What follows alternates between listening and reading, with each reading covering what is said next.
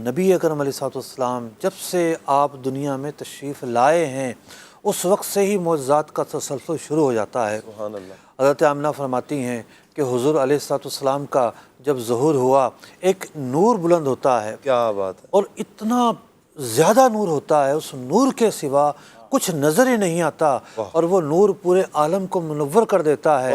فرماتی ہیں میں نے بصرہ کے محلات اور دوسری طرف روم کے محلات اس نور کی روشنی میں دیکھ لیے۔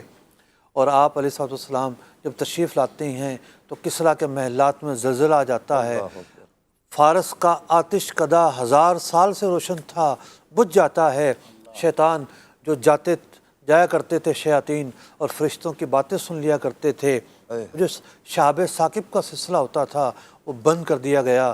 آپ کی پرورش کے اگر زمانے کو دیکھیں تو لا تعداد معجزات کا ظہور تو یہاں ہے۔ آپ علیہ السلام ابھی پیدا ہوئے ہیں، حضرت حلیمہ سعدیہ کے واقعے میں جو معجزات کا ظہور ہوا، ان کی اونٹنی وہ ڈاچی جو چل نہیں رہی، حضور علیہ السلام سوار ہوتے ہیں، لوگ حیران ہوتے ہیں، اے حلیمہ آتے ہوئے تو تم پیچھے تھیں، تمہاری یہ اونٹنی سب سے پیچھے تھی، اب تو دوڑی چلی جا رہی ہے۔ پھر ان کی بکریوں میں جو دودھ کا اضافہ ہوا، پھر اس چراگاہ پر، یعنی جہاں حضور علیہ السلام بکریاں لے کر جاتے وہاں چراگاہ ہی چراگاہ ہوتا، وہاں گھاس زیادہ ہوتا۔ روایتوں میں آتا ہے کہ نبی اکرم علیہ السلام کی کفالت ابو طالب نے کی، چونکہ وہ تنگی میں تھے۔ یہی وجہ ہے کہ نبی اکرم علیہ السلام نے حضرت علی رضی اللہ عنہ کو ایک وقت میں اپنی کفالت میں لیا۔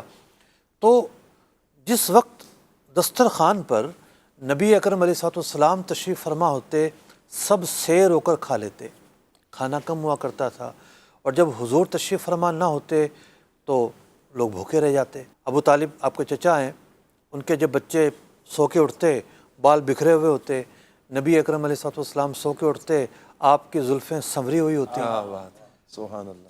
آپ کی دایا حضرت ام ایمن فرماتی ہیں کہ نبی اکرم علیہ السلام کو کبھی بھی بھوک کی وجہ سے پریشان نہیں دیکھا گیا، اللہ اکبر۔ اور حضور علیہ السلام جہاں جہاں تشریف فرما ہوتے، حضرت حلیمہ سعدیہ کے پاس گزرا ہوا وقت ہو یا اس کے بعد گزرے ہوئے اوقات ہوں، ایک بادل آپ پر سایہ کیے ہوئے ہوتا۔ نبی اکرم علیہ السلام کے معجزات کا کیا کیا تذکرہ کریں۔ اللہ اکبر۔